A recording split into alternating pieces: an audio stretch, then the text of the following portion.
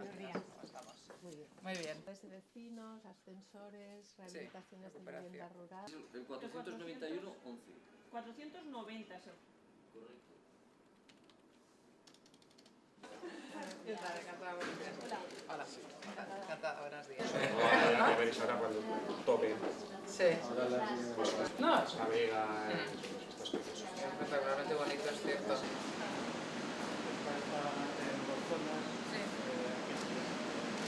Porque está distribuido así.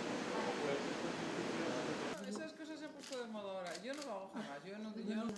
Lo que dijo allí con el libro civísimo, me va a encantar como hacía tanto. ¿Cómo es? Y queda muy bien además. Pues no se sabe, ahí va. ¿De dónde viene? Es una- Bueno, la procesión de Santa Veneciana. Que vamos todos ahí al paso. Zaragoza no van. Nos ha permitido hacer un intercambio de opiniones sobre cómo está la situación de los distintos proyectos y las principales cuestiones que hay encima de la mesa.